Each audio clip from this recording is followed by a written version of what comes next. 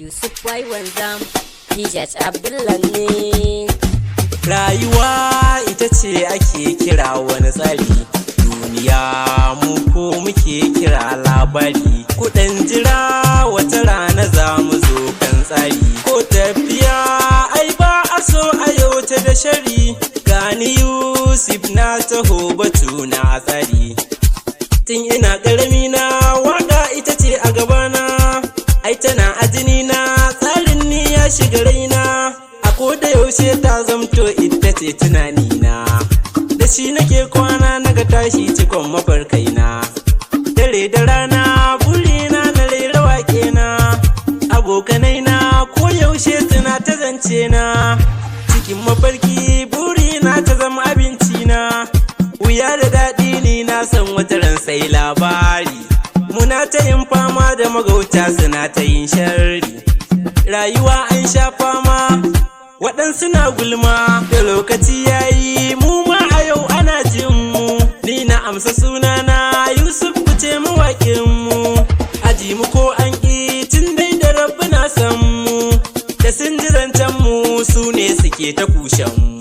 Yanzu rabbana ya so mun cimma lokaci namu, masu kyara kun makaro tun da yau dai mun bijiro. Ba mu ba riga ta aro, idan na zauna ni na tunana a baya na ci wuya. Kaken gwani komai izarsa a baya ya koya, mu ma muna nan mun haƙuri na muna akan hanya. Lokaci kenan kowa akwai kalan nasa, wanda ya shuke wata rana zai yi girbarsa.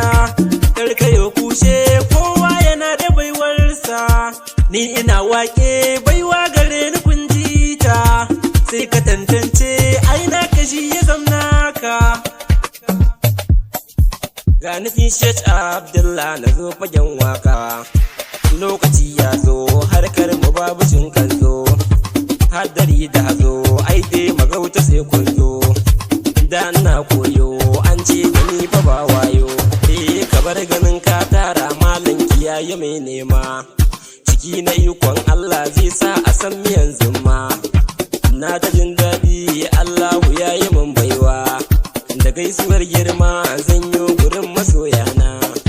Na jira nima wata ranza na amsa sunana, da na fito nima masoya su dinga zance na. Baiwa ta Allah shi ya ba mu min yi godewa, farko na farin wake magauta sun mallake, sun ce na bar yin wake na je na kama sana'a. Ashe ina fada sa'a cikin tana san da'a, abin da ya sa muke wuya a rayuwa mi jinya. Waɗansu na ƙin muga waɗansu na fajin soyayya, to gaskiyar zance shi lokaci fa baya ƙarya.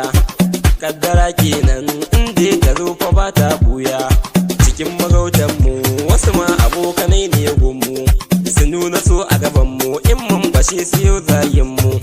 Allah ka kare mu sharrin maƙiya masu tsanar mu.